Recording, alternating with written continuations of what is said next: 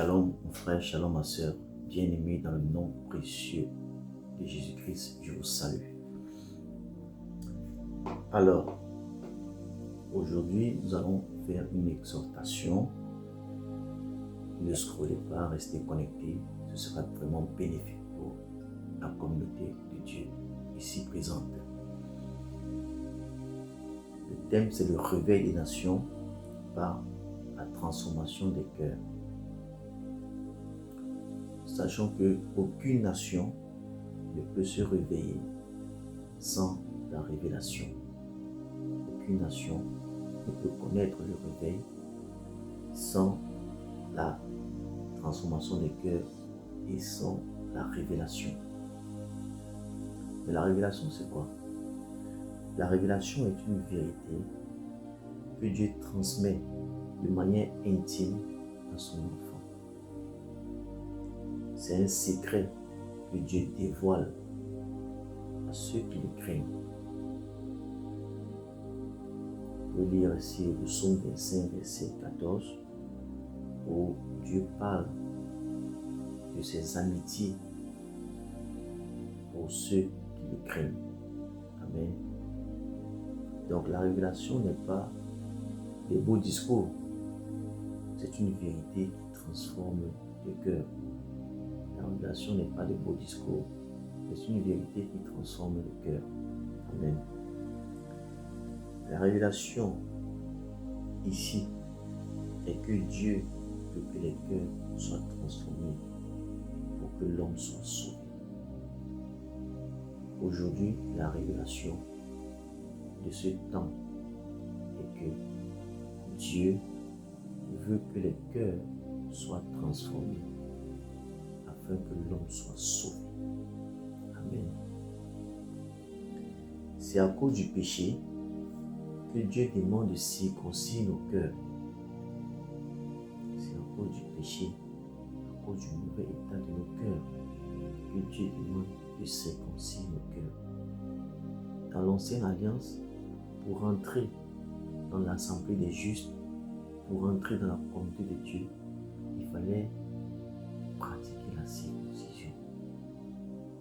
Aujourd'hui, dans la nouvelle alliance, avec l'avènement du Seigneur Jésus-Christ, le Seigneur nous demande, Dieu nous demande de circoncire nos cœurs.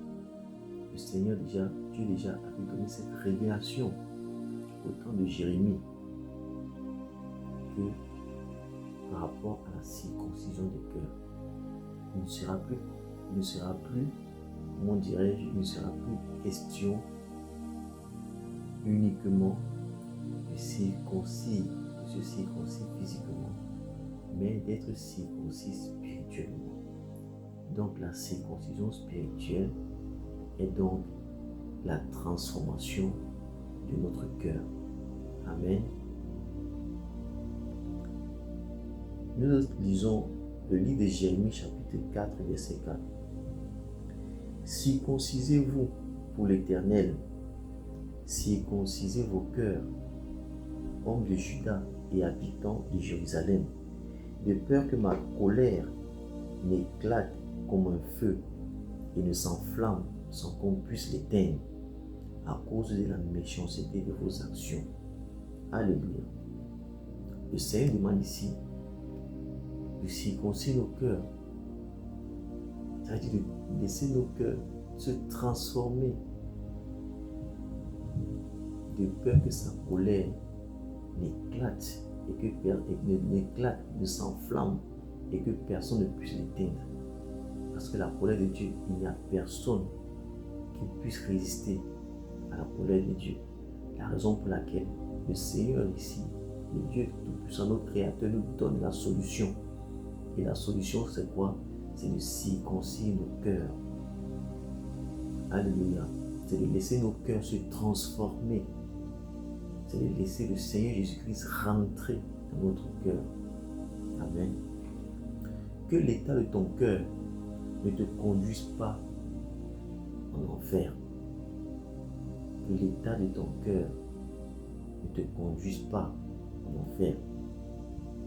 C'est le cœur de l'homme qui l'éloigne de Dieu dans la convoitise du péché. Le cœur de l'homme, c'est le cœur de l'homme qui est loin de Dieu dans la convoitise du péché. C'est le cœur qui se laisse séduire par l'amour du monde, l'argent, le mensonge, l'orgueil, la jalousie, l'immoralité et plus encore, etc. C'est du cœur que vient tout ce genre de convoitise. C'est de là que part le péché avant d'être manifesté physiquement aux yeux de tous. Donc il est impératif, bien-aimé, que tu changes l'état de ton cœur et reçois le Seigneur Jésus-Christ. Amen. Hébreux 12, verset 14 dit: recherchez la paix avec tous et la sanctification sans laquelle personne ne verra le Seigneur. Ici, l'apôtre Paul nous demande de rechercher la paix avec tous. Ça veut dire, rassure-toi que dans ton entourage, tu n'es pas de mauvais pressentiments envers qui que ce soit. Il est bien vrai que tout le monde ne peut pas t'aimer. Mais, bien-aimé, en tant qu'enfant du Seigneur, donne de l'amour à ceux qui t'entourent. Recherche la paix avec eux. Sois en bon terme avec ton entourage.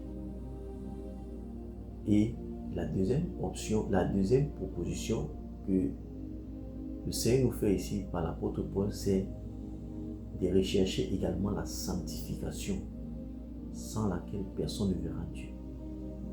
Ça veut dire, mets de l'ordre dans ta vie. Éloigne-toi du péché. C'est ça, rechercher la sanctification. Laisse ton cœur être transformé et manifeste l'amour de Dieu partout où tu es. Que lorsqu'on te voit, qu'on voit un homme à la ressemblance de Dieu. Un homme à la ressemblance également de notre Seigneur Jésus-Christ, le Fils de Dieu. Il a vécu sur la terre dans l'humilité parfaite, au service de tous ceux qui étaient avec lui, au service de sa communauté, au service de même ses parents qui l'ont renié en tant que Messie. Mais il a toujours été à leur service. Amen. C'est pour dire à quelqu'un, même si tu te sens trahi, même si tu te sens rejeté par les tiens ou par ceux qui t'entourent, continue de donner l'amour. Amen. Continue d'être fidèle à Dieu dans cet amour. Car c'est ça qu'on appelle la sanctification.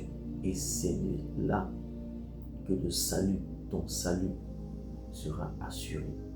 Amen. Le réveil des nations passera par le salut des âmes. Le salut des âmes, dans le cas général, le réveil des nations, dans le cas général, passera par le salut des âmes.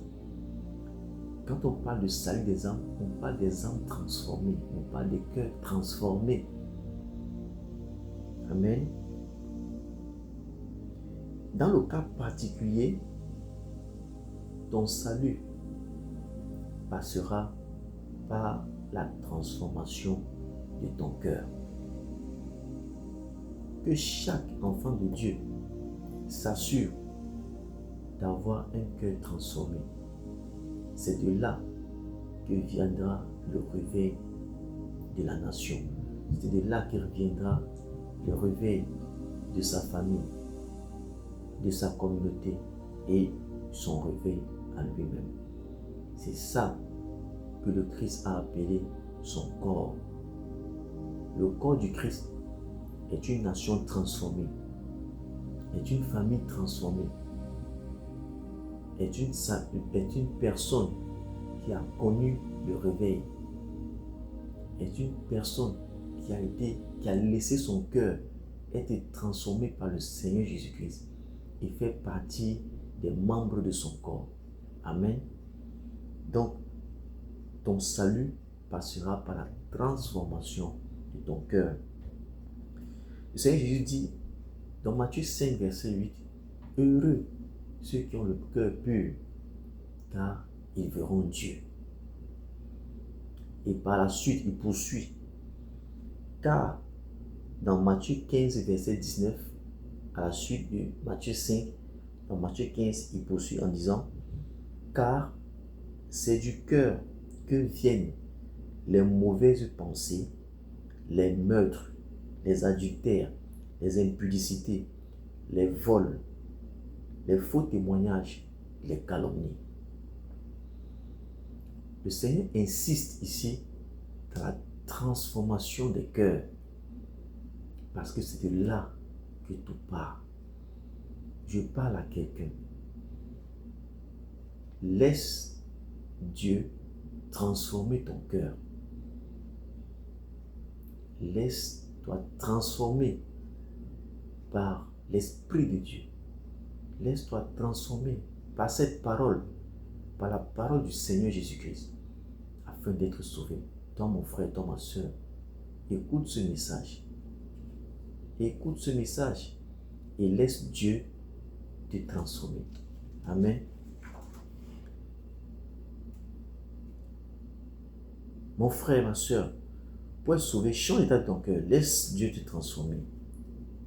Car c'est là que débutera le réveil des nations. Ça, je répète encore. Donc, on va faire une prière de repentance. Et je veux que tu écoutes cette prière et tu répètes avec moi. Si tu veux que Dieu change ton cœur, répète après moi. Seigneur Jésus, aujourd'hui et maintenant, je te reçois comme Sauveur et Seigneur. Change l'état de mon cœur et transforme-moi à ton image. Tu as dit dans ta parole que les cœurs purs verront Dieu. Je veux voir Dieu, donc purifie mon cœur. Je me repens de tous mes péchés et je t'accepte comme sauveur personnel. Viens à moi et change mon cœur.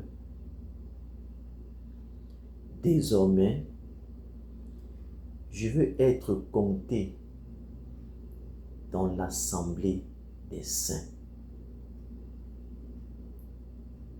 Amen. Si tu as fait cette prière avec moi, bien-aimé, sache que dès maintenant, le Seigneur rentrera dans ton cœur et changera ton cœur. Que Dieu vous bénisse. C'était votre frère, l'eau de grâce. Que le Seigneur vous bénisse. Shalom.